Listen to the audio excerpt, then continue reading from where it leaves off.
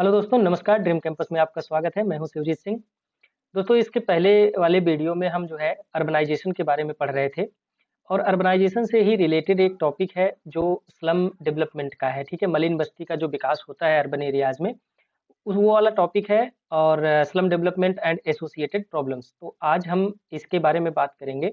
दोस्तों, जो slum development वाला टॉपिक है, इसके देखिए एग्जाम के पॉइंट ऑफ व्यू से ही हमको पढ़ना है, हमको एक्सपर्ट नहीं बनना है। तो हम इसमें 3 डायमेंशंस पढ़ेंगे।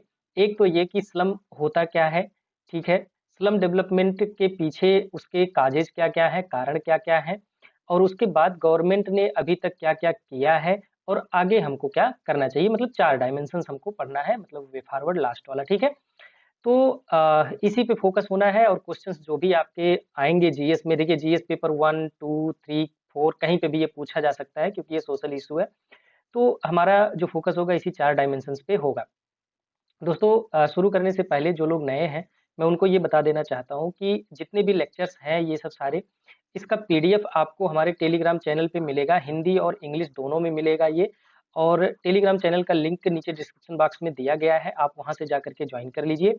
और जो भी और भी पीडीएफ पहले से पड़ी हुई है, करंट अफेयर्स की है, डिजास्टर मैनेजमेंट की है, गवर्नेंस की है, यूपी स्पेशल की है, बहुत सारे पीडीएफ वहाँ पे पहले से पड़े हुए हैं, तो वो सब भी आप डाउनलोड करके अपना उसका यूज़ कर सकते हैं। और उसके साथ-साथ निवेदन भी है कि अगर आप नए हैं, पहली बार विज़िट कर रहे हैं, तो चैनल अच्छा है, आपकी पढ़ाई के पॉइंट ऑफ व्यू से बकवास यहाँ इस चैनल पे बिल्कुल नहीं मिलता। तो आप जो है सब्सक्राइब करना बिल्कुल मत भूलिए। सब्सक्राइब करने के बाद जो बेल आइकन है उसको प्रेस करके ऑल नोटिफ़िकेशन वाला ऑप्शन सेलेक्ट कर लीजिए, ताकि जो भी हमारे नए प्रोग्राम होंगे उसका नोटिफ़िकेशन आपको मिलता जाएगा। उसके साथ ही दोस्तों, अगर आपको ये लेक्चर्स यूज़फुल लगते हैं, आपको समझ में आता है कि हमारा जो कंटेंट है क्वालिटी कंटेंट है, तो आप अपने फेलो एस्पिरेंट्स में भी इसको शेयर कीजिए, उनसे भी बोलिए सब्सक्राइब करने के लिए। बहुत मेहरबानी होगी, हमको भी मोटिवेशन मिलता रहेगा और हम अपना काम करते रहेंगे। खैर, हम शुरू करते हैं आज का जो हमारा लेक्चर है स्लम डेवलपमेंट का, ठीक है? तो सबसे पहले हमारा जो डायमेंशन है वो है ये जानना है कि स्लम कहते किसे हैं, स्लम होता क्या है, ठीक है? देखिए स्लम एक्चुअली पहले एक समझ लेते हैं, उसके बाद जो है डेफिनेशन पे आते हैं। मान लीजिए ये अर्बन एरिया है, अर्बन एरिया का ये कोर एरिया है। दोस्तों, कोर एरिया में जो भी हाउसिंग होती है, जो भी लोग वहाँ पे रेसिडेंट होते हैं, ये बहुत ज़्यादा कंसंट्रेटेड होता है। बाहर का लोग अगर जब भी कोई आता है तो उसको प्रॉपर यहाँ पे जगह नहीं मिल पाती है, जगह भी नहीं मिलती है, उनकी फाइनेंशियल कंडीशन भी उतनी अच्छी नहीं होती है, घर उनको अफोर्डेबल नहीं लगता है। बहुत सारी चीज़ें होती हैं जिसकी वजह से वो क्या करते हैं कि इसी शहर का जो अदर एरिया है, ठीक है? जो बाहरी एरिया है, वहाँ पे कुछ पब्लिक लैंड्स हैं, मान लीजिए गवर्नमेंट सरकारी कोई ज़मीन है, तो वहाँ पे वो अपना घर बनाते हैं। घर इस तरह से बनाते हैं कि जो कि परमानेंट नहीं होता है। मतलब ये कि झुग्गी-झोपड़ी टाइप का बनाते हैं, गत्ता यूज़ कर लिए, जो कार्टून आता है वो यूज़ कर लिए, या फिर कोई रैंडमली अवेलेबल कोई भी रॉ मटेरियल मिल गया वो यूज़ कर लिए, टीन शेड यूज़ कर लिए, प्लास्टिक्स यूज़ कर लिए और रहने की व्यवस्था अपना कर लेते हैं। और इस तरह से उनका एक धीरे-धीरे, धीरे-धीरे, धीरे-धीरे कॉलोनी डेवलप होने लगती है। और जब कॉलोनी डेवलप हो जाती है, देखिए अगर पब्लिक लैंड में कोई 1 व्यक्ति, 2 व्यक्ति, 1 घर, 2 घर रह रहा है तो ठीक है, उतना चल जाता है, उतना ज़्यादा टेंशन की बात नहीं होती, परेशानी नहीं होती है। लेकिन जब यहाँ पे पूरी कॉलोनी डेवलप हो जाती है, तब यहाँ पे रहने वाले लोगों के लिए भी और जो अदर लोग हैं उनके लिए भी और सरकार के लिए भी समस्याएँ उत्पन्न होना शुरू हो जाती है। क्यों? क्योंकि गवर्नमेंट का फ़ोकस तो अभी तो डेवलपमेंट में यहाँ पे था नहीं। उसके साथ-साथ जो लॉ एंड ऑर्डर का सिस्टम है वो भी यहाँ पे इतना ज़्यादा एक्सटेंडेड नहीं था। तो अचानक से जब यहाँ पे बस्ती डेवलप होने लगती है तो बहुत सारी समस्याएँ आने लगती हैं। तो ये होता है स्लम डेवलपमेंट। स्लम डेवलपमेंट की स्टार्टिंग कुछ इस तरह की होती है। अगर हम डेफिनिशन के बारे में बात करें, आप एग्ज़ाम में एक्चुअली लिखेंगे क्या? तो आपको लिखना है स्लम्स आर इल्लीगल, ये वर्ड इम्पोर्टेंट है, illegal urban settlement on public land usually grow over a time of period of time in a constant and irregular manner। एक वर्ड यहाँ पे आपको जो फोकस करना है वो इरेगुलर मैनर, कांस्टेंट होता है और इलीगल होता है। कहाँ पे होता है? पब्लिक लैंड पे। 4 शब्द का आपका 4 शब्दों को आपको यूज जरूर करना है, तब जाके आपका डेफिनेशन थोड़ा सा अट्रैक्टिव लगेगा, थोड़ा सा अच्छा लगेगा कि हाँ ठीक है, आपने एक प्रॉपर जो है प्रोफेशनल डेफिनेशन दिया है। ठीक है, तो डेफिनेशन के रूप में आप ये देख सकते हैं। फिर उसके बाद despite this fact, slums are considered as integral part of the urbanisation. Obviously urbanisation का ही एक पार्ट है, इंटीग्रल पार्ट। इसके पहले जब हम अर्बनाइजेशन वाला लेक्चर हम लोग कर रहे थे तो उसमें हमने देखा था कि अर्बनाइजेशन की एक कैरेक्टरिस्टिक क्या है, स्लम डेवलपमेंट। ठीक है, तो स्लम डेवलपमेंट भी अर्बनाइजेशन का एक इंटीग्रल पार्ट है as a manifestation of overall socio economic development policies planning of urban sector. ठीक है, मतलब अर्बनाइजेशन में ही स्लम निर्भर स्लम जो है अंतर्निहित है। फिर उसके बाद the existence and rapid growth of slums have been noted as a general urban phenomena commonly prevalent throughout the world.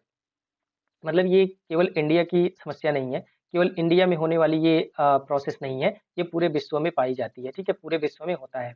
UN habitat के अनुसार slum is a run-down area of a city characterized by substandard housing, poverty and lacking in tenure security। UN habitat जो है वो यह मानता है कि जो स्लम का डेवलपमेंट होता है वो रन डाउन एरिया में होता है, मतलब कि शहर के बाहरी एरिया में होता है। और यहाँ पे जो घर पाए जाते हैं वो सब स्टैंडर्ड पाए जाते हैं, मतलब वो क्वालिटी हाउस नहीं होते, जैसा कि हमने बताया कि परमानेंट हाउस नहीं होते हैं।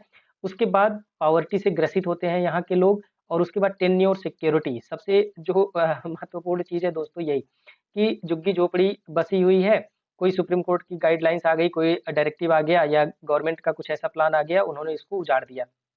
अभी हाल ही में आपने सुना होगा कि सुप्रीम कोर्ट ने ऑर्डर दिया है कि रेलवे ट्रैक के किनारे किनारे जितनी भी झुग्गी झोपड़ियां हैं उसको जो है दिल्ली गवर्नमेंट क्लीन करवा दे। ठीक है, तो इस तरह की चीजें होती हैं, तो उनका जो टेन्योर सिक्योरिटी है वो टेन्योर सिक्योरिटी होती नहीं है, चाहे जब भी उसको गवर्नमेंट क्या कर सकती है, उसको जो है डिमोलिश कर सकती है। अगर हम स्लम डेवलपमेंट के पीछे जो कारण है उसके बारे में अगर हम बात करें तो सबसे पहला तो यही है कि रूरल अर्बन माइग्रेशन। अगर रूरल अर्बन माइग्रेशन नहीं होगा तो जो अर्बन लोग रह रहे हैं ऑलरेडी वहाँ के रेसिडेंट हैं, तो उनको तो ज़्यादा ज़रूरत है नहीं, वो तो अपने घर में रह रहे हैं और इस तरह से वो अपने घर में ही रहेंगे और स्लम का विकास नहीं होगा। लेकिन जो गांव से आते हैं, देखिए गांव से दो तरह के लोग आते हैं, एक तो गरीब लोग आते हैं जो कि गांव में उनकी लाइवलीहुड नहीं है, एम्प्लॉयमेंट अपॉर्चुनिटीज नहीं है, तो वो काम करने के लिए अपना जीवन यापन करने के लिए आते हैं।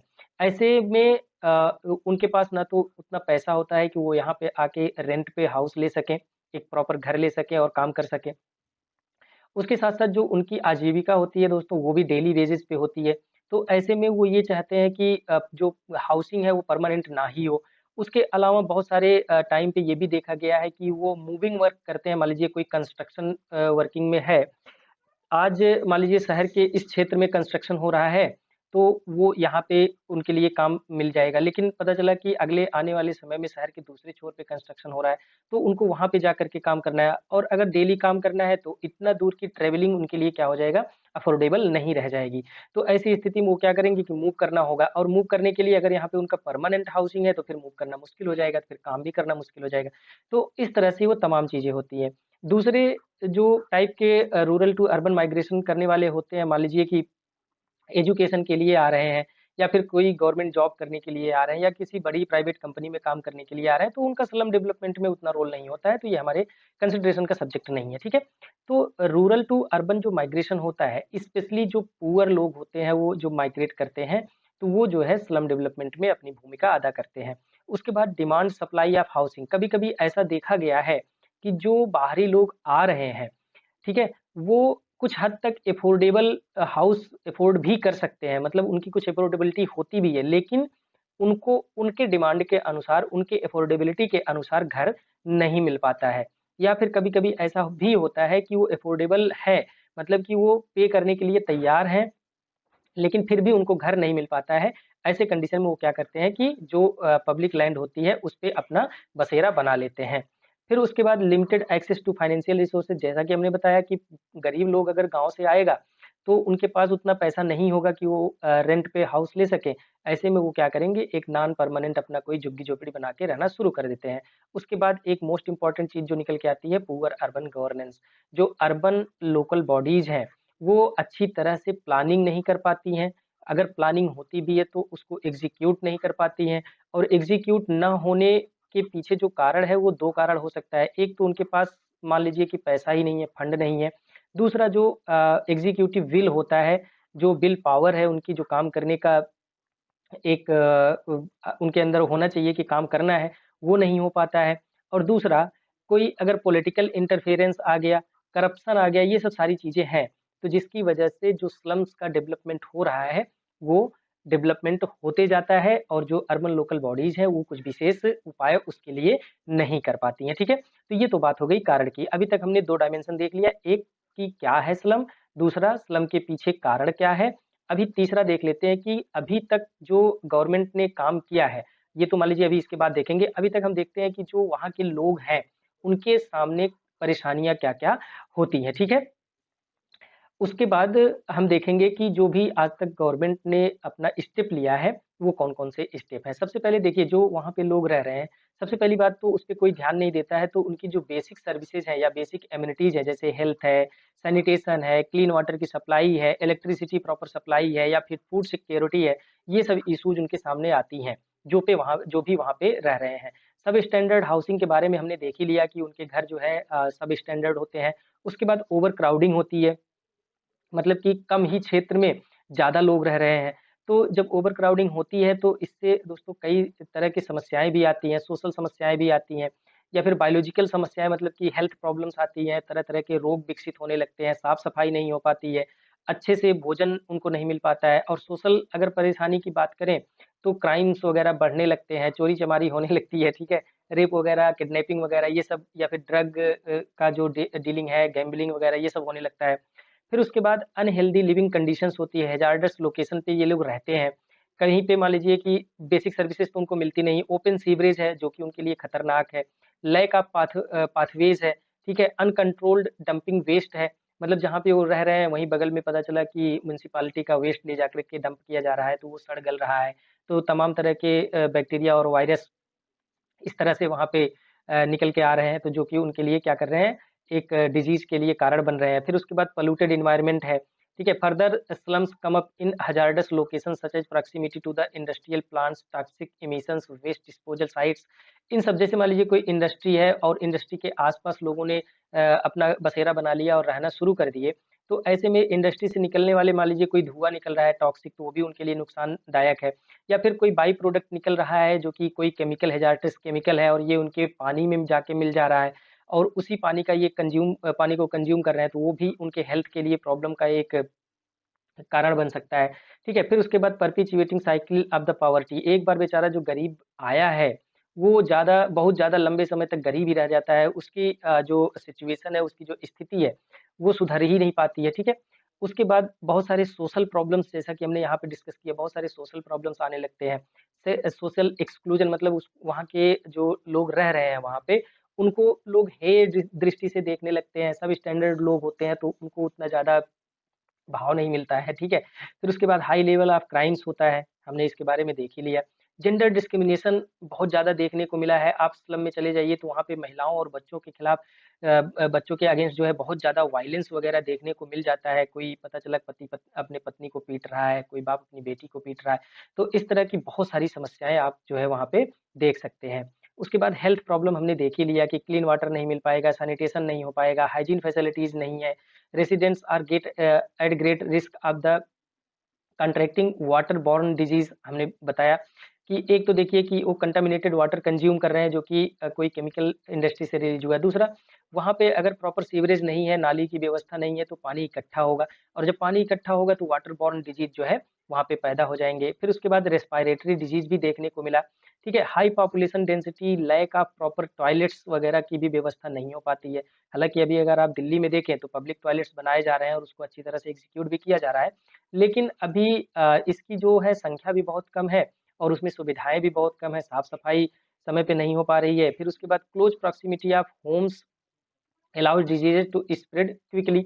अभी आप अगर कोरोना का ही एग्ज़ाम्पल ले लीजिए, अगर एक घर यहाँ पे है, दूसरा घर यहाँ पे है, तीसरा घर यहाँ पे है, चौथा घर यहाँ पे है, एक व्यक्ति को कोरोना हुआ तो इसको स्प्रेड होने में बहुत ज़्यादा टाइम नहीं लगेगा, बहुत ही ईज़िली ये जो है ट्रांसमिट हो जाएगा एक घर से दूसरे घर में, एक लोग से दूसरे लोग में, ठीक है? तो इस तरह की समस्याएँ वहाँ के लोगों को फेस करनी पड़ती है।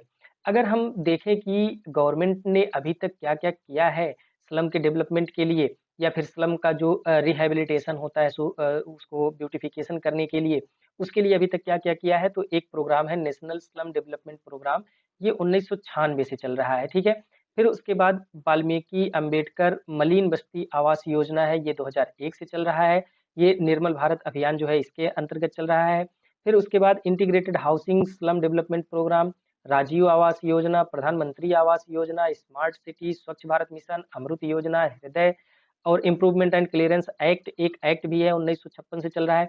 दोस्तों ये सब इसलिए मैं बता रहा हूँ ताकि जब आप लिखना शुरू करें आंसर, तो कम से कम जो ये बहुत मजेदार या फेमस फेमस योजनाएं हैं इसका जिक्र आप कर दीजिए, ठीक है।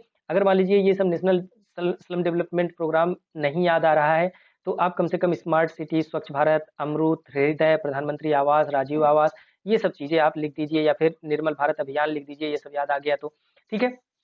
ये सब सारी चीजें लिख करके आप अपने आंसर को एक मतलब एक सही रास्ता उसको दिखा सकते हैं, ठीक है। तो ये सब सारी चीजें हो गई स्टेप्स। अभी देखिए स्टेप्स जितने भी लिए गए हैं इसमें बहुत सारी प्रॉब्लम है। पहली प्रॉब्लम फंडिंग की, दूसरी प्रॉब्लम एग्जीक्यूशन और इम्प्लीमेंटेशन की, तीसरी प्रॉब्लम जो वहाँ के लोग रह रहे हैं वो एजिटेट करने लगते हैं, चौथी प्रॉब्लम पॉलिटिकल इंटरफेरेंस होने लगता है।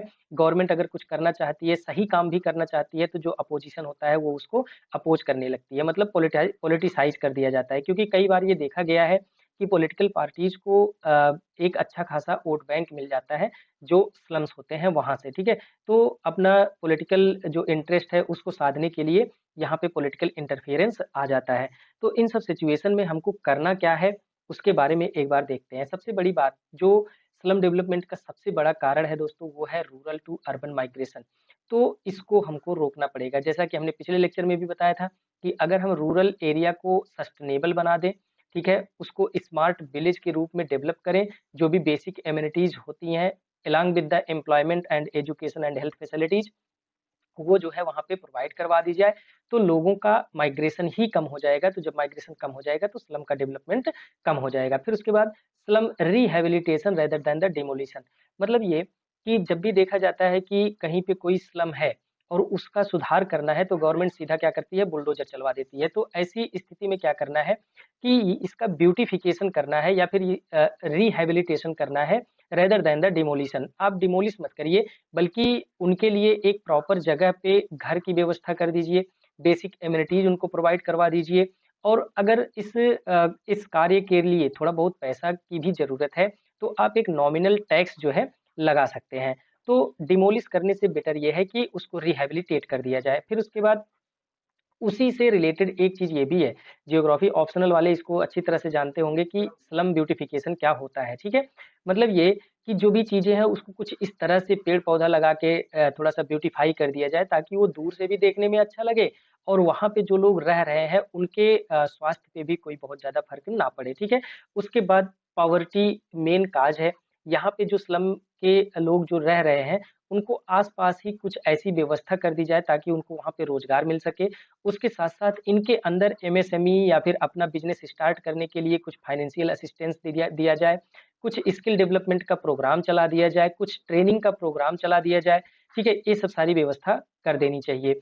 उसके साथ-साथ livelihoods for the urban poor by enabling urban informal sector activities flourish to and develop. ये हमने बताया कि उनके इकोनॉमिक जो सिचुएशन है, वो जो है थोड़ा-सा ठीक कर दिया जाए, ठीक है? फिर उसके बाद slum policies should be integrated with in border people focused urban poverty reduction policies. वही सब सारी चीजें जो अभी तक हमने बताया कि उनकी पॉवर्टी को कम करने के लिए हमेशा जो है गवर्नमेंट को प्रयासरत होना चाहिए, ठीक है। ये सब सारी व्यवस्थाएं करने की जरूरत है। Easy geographical access to job through pro poor transport, ठीक है, ट्रांसपोर्ट की व्यवस्था ये भी एक इशू यहाँ पे निकल के आता है। तो प्रॉपर जो है ट्रांसपोर्ट की व्यवस्था करनी चाहिए, ठीक है। उसके बाद adequate data should be gathered. देखिए जब भी कोई पॉलिसी होगी, अगर इस क्षेत्र की कोई पॉलिसी बनानी है तो इसके रिगार्डिंग जो भी डाटा है, चाहे वो डेमोग्राफिक डाटा है, सोशियो इकोनॉमिक डाटा है, स्किल मैपिंग है, एजुकेशन की व्यवस्था है, वो सब सारे डाटा जो है गवर्नमेंट के पास हमेशा समय समय पर कलेक्ट होना चाहिए। और गवर्नमेंट इसके लिए हमेशा प्रयासरत होना चाहिए कि एक पीरियाडिक सर्वे करवा के सारे डाटा ले ले, ठीक है। उसके बाद क्या होगा कि जो भी पॉलिसी गवर्नमेंट बनाएगी वो थोड़ा-सा टारगेटेड पॉलिसी होगी, ठीक है, फोकस्ड पॉलिसी होगी जिससे इनको फ़ायदा मिलेगा। उसके बाद investment in city wide infrastructure as a pre condition for successful and affordable slum upgrading, ठीक है। मतलब ये कि जो भी बेसिक इंफ्रास्ट्रक्चर्स होते हैं, जैसे कि पानी की व्यवस्था, जैसे कि सीवरेज ट्रीटमेंट, जैसे कि नाली की व्यवस्था, ठीक है, जैसे कि एयर पॉल्यूशन से लड़ने के लिए कोई व्यवस्था, इस तरह की जो बेसिक इंफ्रास्ट्रक्चर है वो सब सारी चीज़ें यहाँ पे कर देनी चाहिए, जिससे जो स्लम का जो नेगेटिव इम्पैक्ट पड़ता है वो ना पड़े। उसके बाद stable income through their employment in productive jobs, हमने बताया कि इनके लिए जॉब की व्यवस्था कर दिया जाए ताकि जो है इनकी इनकम सुनिश्चित किया जा सके। Slums should be developed because developing slums also trigger local economic development. Most importantly, अगर यहाँ के इस एरिया का इकोनॉमिक डेवलपमेंट कर दिया जाए तो दो फायदा होगा। एक तो ये कि इनकी जो डिपेंडेंसी है किसी और इकोनॉमिक एक्टिविटी में वो कम हो जाएगी। यहाँ पे एक इकोनॉमिक एक्टिविटी चल रही थी सपोज दैट, ठीक है। दूसरा, अगर वो खुद इकोनॉमिक एक्टिविटीज में एम्प्लॉयमेंट में संलिप्त होंगे तो वो अलग एक इकोनॉमिक एक्टिविटी करेंगे, कुछ एक्स्ट्रा आउटपुट जनरेट करेंगे जो जीडीपी में अपना कंट्रीब्यूशन देगा। तो अभी तक केवल ये दे रहा था, अब इनके वजह से एक हमारे पास सोर्स और आ गया जीडीपी में कंट्रीब्यूशन का, ठीक है। इस तरह से दो तरफा आप कह सकते हैं कि फायदा होगा, ठीक है। उसके बाद दोस्तों एक चीज और भी है कि अगर हम इनका इकोनॉमिक डेवलपमेंट करेंगे तो जब इनके घर की व्यवस्था सही होगी, घर की सिचुएशन सही होगी, तो जो सोशल क्राइम है वो क्या हो जाएगा, काफी हद तक कम हो जाएगा, ठीक है। तो इस तरह से आप जो वे फॉरवर्ड में स्लम डेवलपमेंट के लिए आप लिखना चाहते हैं वो यहाँ से लिख सकते हैं। तो उम्मीद है दोस्तों कि स्लम डेवलपमेंट में जो भी 4 डायमेंशंस थे उसको हमने देख लिया और अब आप जो है इसको आसानी से लिख पाएँगे। समझ में आपको आ गया होगा कि क्या-क्या लिखना है अगर स्लम से रिलेटेड क्वेश्चन पूछा जाता है तो। ठीक है? इस पे अब ये सब सारी चीज़ें अब आपके अंडरस्टैंडिंग पे डिपेंड करती है कि क्वेश्चन में क्या पूछा जा रहा है, उसी हिसाब से आप जो है अपना आंसर लिख दीजिएगा। ठीक है? तो अगर इससे रिलेटेड कोई और भी परेशानी है, कोई क्वेरी है, कोई क्वेश्चन है, तो आपके पास 2 ऑप्शन है। एक, कमेंट करके आप हमसे पूछ सकते हैं। दूसरा, चैनल पे आपको जॉइन बटन दिख रहा होगा, जॉइन बटन पे आप क्लिक करेंगे तो आपको एक प्रोग्राम मिलेगा ड्रीम प्लस करके। आप उसको 29 रुपीज़ दे करके जॉइन कर सकते हैं और इस प्रोग्राम में आपको जो भी पीडीएफ आप हमसे माँगेंगे, जिस भी चीज़ का, वो पीडीएफ मैं आपको प्रोवाइड करवाऊँगा। उसके साथ-साथ आप जो है हमसे डायरेक्ट बात कर सकते हैं, ईदर ऑन कॉल और मैसेज, ठीक है? या तो आप हमको कॉल करके बात कर सकते हैं डायरेक्ट या फिर एसएमएस के थ्रू आप हमसे बात कर सकते हैं, तो जो भी आपकी समस्या होगी वो मैं रिज़ॉल्व करने की कोशिश करूँगा, ठीक है? तो ख़ैर आज के लिए बस इतना ही। Thanks for watching.